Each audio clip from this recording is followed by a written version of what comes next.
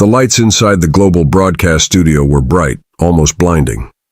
Cameras rolled. The air was tense. Sitting across from each other under a massive LED world map were two men who couldn't be more different. On one side, Donald Trump, arms folded, wearing his usual smug expression. On the other, Captain Ibrahim Traoré, calm, eyes focused, posture still like a mountain before a storm. The audience, world leaders, journalists, and students, watched in silence.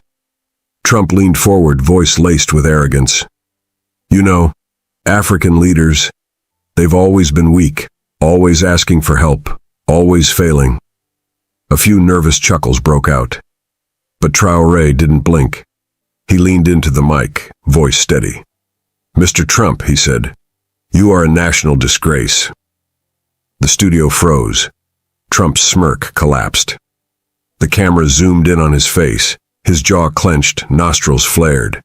Then the lens panned to the crowd, wide eyes, open mouths, some gasping.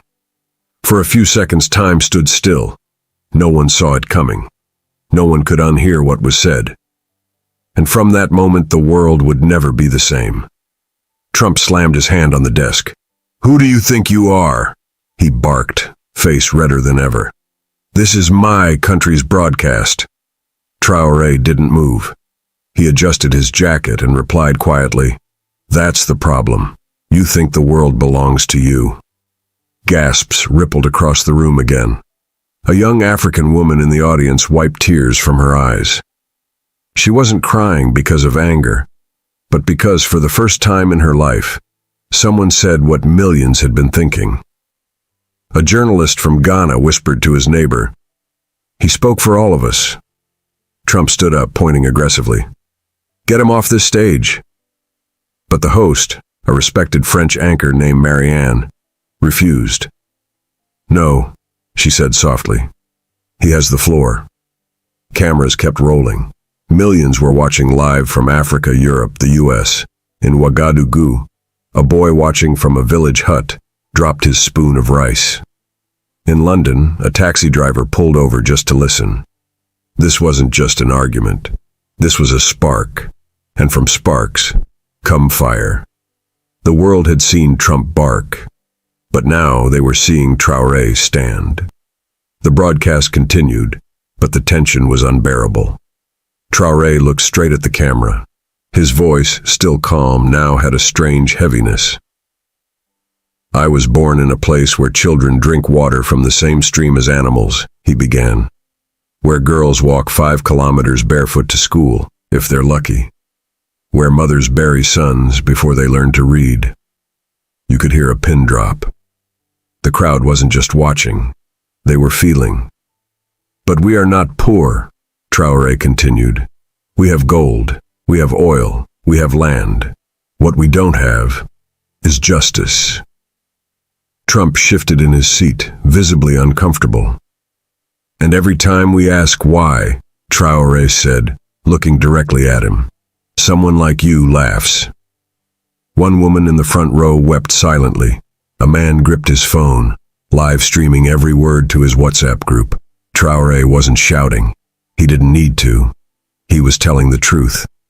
And the truth cuts deeper than any insult. In living rooms across the world, people leaned in closer. No one blinked. Because for the first time, Africa wasn't begging. It was speaking, and the world was listening. Trump was fuming. But Traoré didn't stop. He pointed to the studio screen behind them. On it flashed a slideshow, piles of African gold, cobalt, and diamonds, next to photos of starving children in the same regions. You mock our governments, Traoré said, but it's your companies that mine our land. Trump tried to interrupt. That's business. No, Traoré cut in, his voice firm. That's theft, and you call it aid when a sliver of it returns. The audience couldn't hold back. A murmur swept through the room. You say we are poor, but we are not poor, Traoré continued. We are looted by men in suits who smile while they sign our futures away. A camera caught an African student in the back row quietly sobbing. Trump clenched his jaw. The host dared not interfere. Then Traoré raised a final image. A photo of a barefoot boy in Burkina Faso, pushing a wheelbarrow full of stones. "That child," he said, voice breaking slightly, "is who you laugh at when you laugh at Africa." The crowd fell into silence again. But this silence wasn't awkward. It was mourning. And in homes around the world, tears began to fall. Traoré paused. He looked down for a moment, then back at the cameras. "I met her last year," he said. "A mother. She didn't speak French. She had no ID. No name anyone would remember." He took a deep breath. Her son had died in a collapsed gold mine. He was 11. The room shifted. Someone in the audience covered their mouth.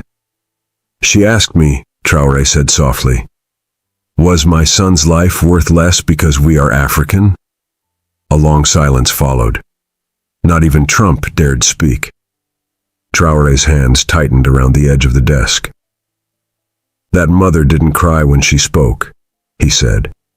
"She just stared, like her tears had dried long ago." Then he looked directly into the camera, his voice trembling. "How many nameless mothers must bury their children while the world wears jewelry made from their bones?" Viewers around the world were no longer just watching.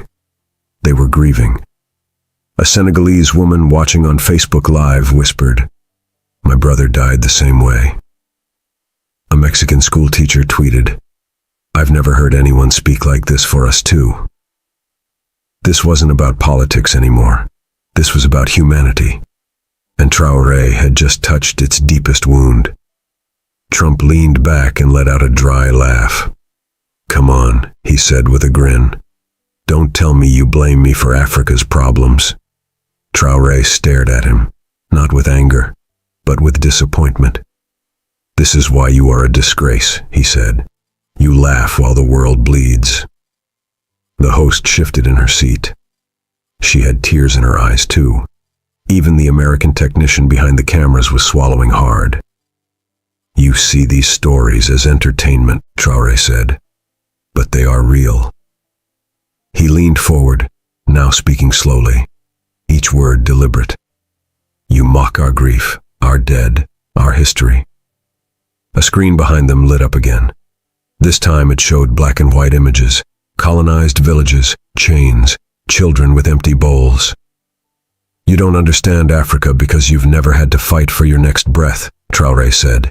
"You were born with a golden spoon, and still, you demand more." Trump's grin was gone. The laughter had failed. There was no punchline anymore.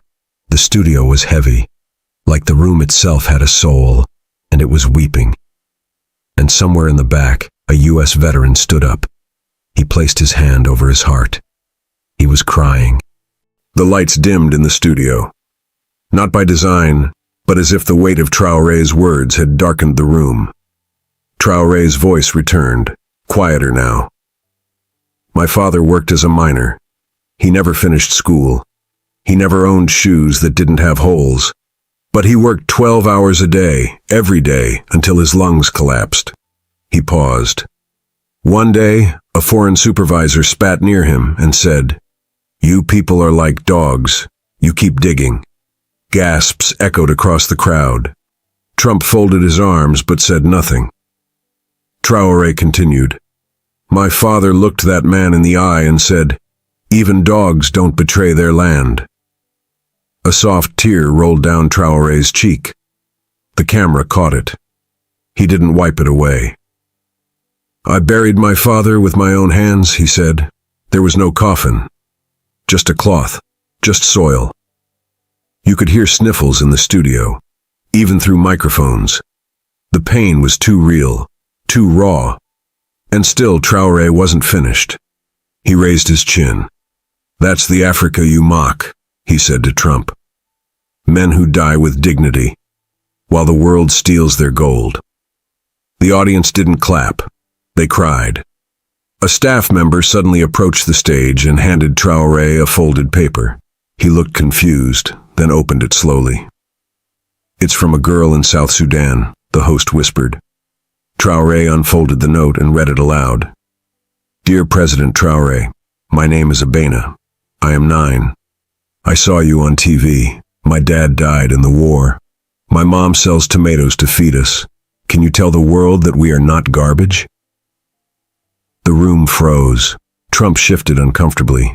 Cameras zoomed in on his face, but even he looked shaken. Traoré looked up. She didn't ask for money, he said. She didn't ask for help. She asked for one thing, for her dignity. His voice broke for the first time. She is 9, but she already knows what the world thinks of her. He turned to Trump again. You say we are failed nations, but we have children with stronger hearts than most leaders I've ever met. A single tear fell from the host's eye. The control room forgot to cut to commercial. No one could look away. This was no longer a debate. It was an awakening. And it was far from over. Trump finally spoke again, trying to reclaim control. Well, maybe if African countries took responsibility for their failures. The audience groaned. Someone shouted, "No!" Traoré raised his hand, not to fight, but to quiet the room. Let him speak, he said, because every word reveals the truth. Then he turned directly to Trump and said something no one expected. It's not your words that hurt us the most. It's your silence when we suffer. A wave of silence swept through the studio. You bomb our neighbors and call it justice. You take our doctors and call it opportunity. You sell weapons that fuel our wars. Then you hold peace conferences. The screens behind them lit up again. Images of refugee camps, empty classrooms, wounded children. You are not silent because you don't know, Traoré continued. You are silent because you don't care. Someone in the audience shouted, "Speak, brother." Another said, "We're with you." Across Africa, Twitter exploded. Traoré truth trended in 18 countries. In South Africa, buses pulled over as passengers watched live from their phones. He had broken the silence, and what came next would shake the world. Traoré's voice lowered. I want to tell you about a boy named Idrissa, he said, pulling a photo from his jacket. He held it up. A dusty-faced boy, barefoot, standing beside a donkey cart. He's from Dori, a town in Burkina Faso. I met him 2 years ago. He had never seen a doctor. He didn't know his birthday, but he had questions. The crowd leaned forward. He asked me, "Why does America take our gold, but we still drink dirty water?"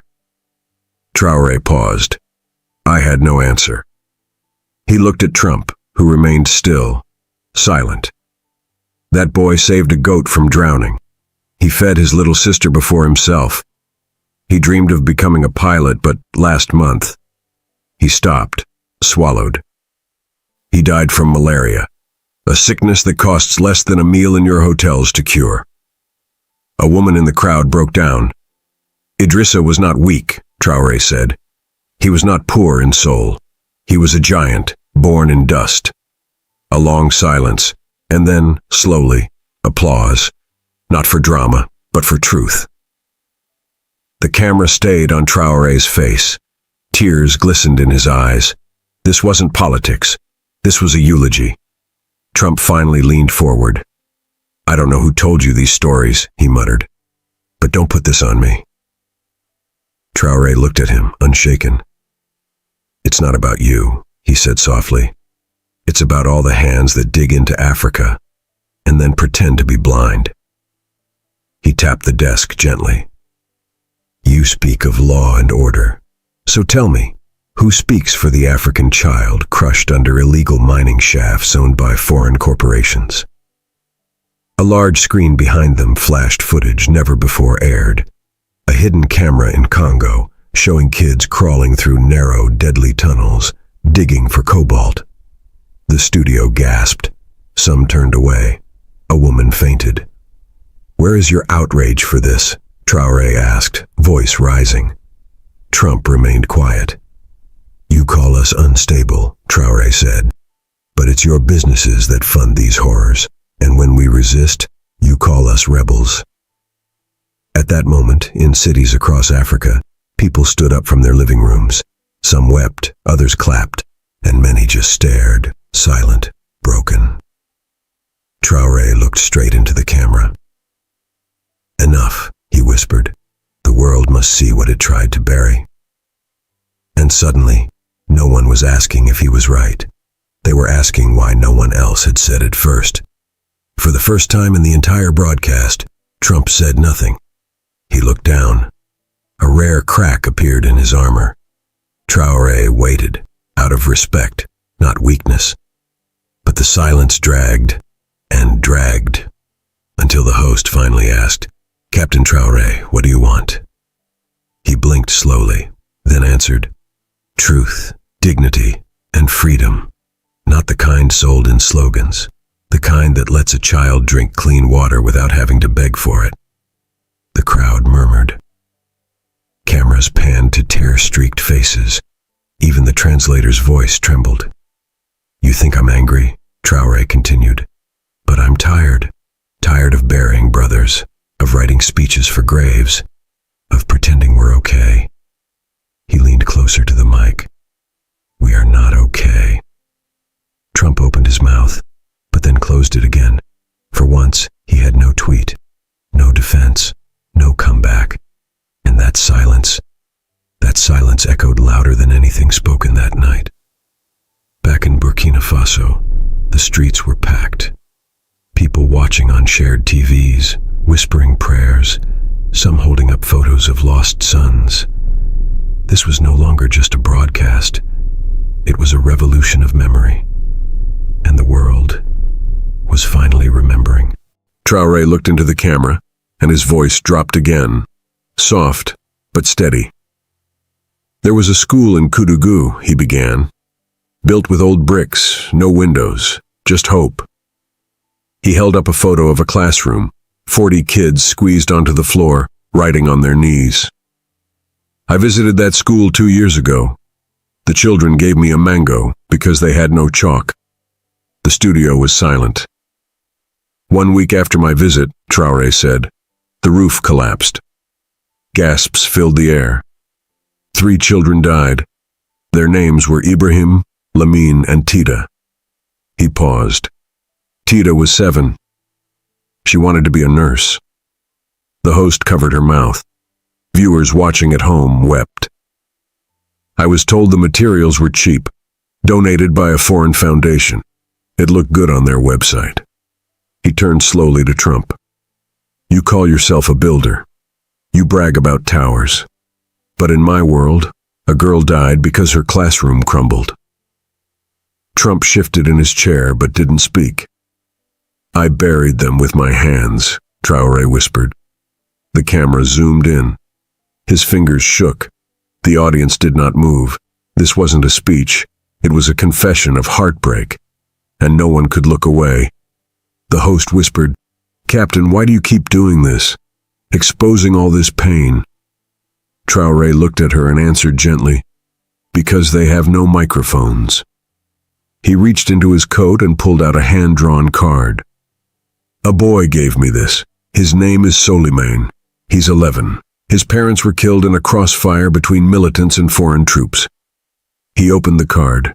It was a child's drawing, stick figures holding hands beneath a sun. Above it, in crooked handwriting, "I want peace before I turn 12. The audience broke. A woman in the front row sobbed uncontrollably. Even Trump looked visibly disturbed. "This boy lives in a refugee camp," Traoré said.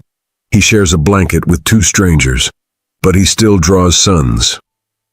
His voice caught. "Do you understand? With nothing, no parents, no toys, no bed, he still believes in sunshine." He looked straight into the camera. "I came here not to argue, but to be their voice." And for the first time, the studio erupted. Not in applause, but in tears. Across the world, hearts cracked open. This wasn't politics anymore. This was the voice of forgotten children, echoing through global television. Suddenly, a producer whispered something to the host's earpiece. She looked startled. Then she stood and said, "We have breaking news. This broadcast has now reached over 110 million live viewers." The studio gasped. Even Trump's eyes widened. Traoré nodded calmly. "Then let the world hear me clearly." He rose from his seat. "In Burkina Faso, we don't have skyscrapers. We don't have missile shields.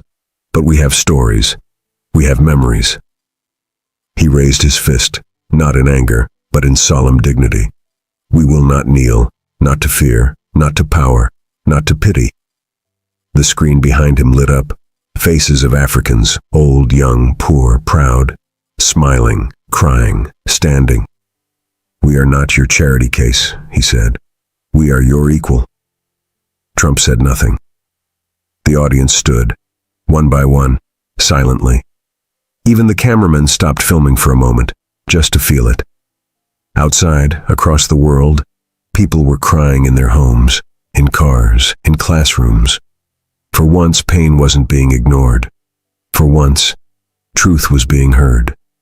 And for the first time in modern media history, the world wasn't watching a debate. It was watching a rebirth. Traoré took one last breath before sitting again. "When I was a child," he began, "my mother would take me to my father's grave." He looked down. There was no tombstone, just a little chair she placed beside the dirt mound.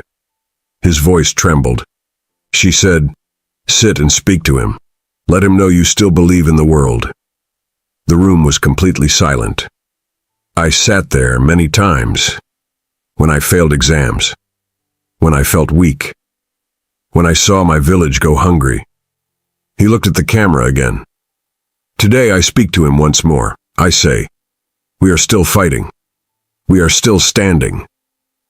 Trump blinked rapidly, clearly trying not to show emotion. Traoré held back his tears, but his voice broke. "I carry that little chair with me, in my heart, and every time the world mocks us, I sit beside it, and I remember who I fight for." A hush spread through the crowd, not out of fear, but out of reverence. That moment was no longer about politics. It was about soul. And across the world, millions of viewers cried for their parents, their countries, their childhoods. The host leaned into the mic. "Captain Traoré," she said, her voice soft, "how do you find the strength to carry all of this?" He turned to her. "I don't," he replied honestly. "Africa does." He stood again. The screens behind him changed, showing real-time footage from Dakar, Lagos, Nairobi, Johannesburg, Bamako.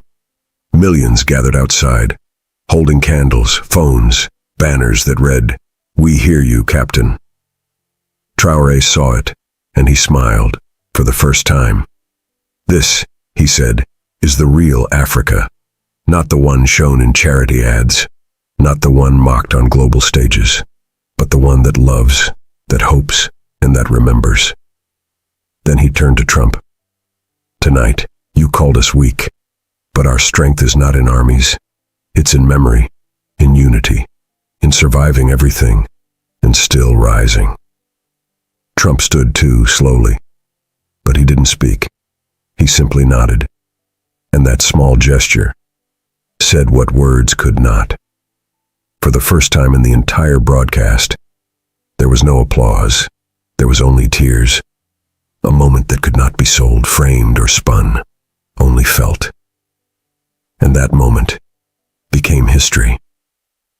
As the cameras prepared to shut off, the host whispered, "One last word, Captain." Traoré looked up.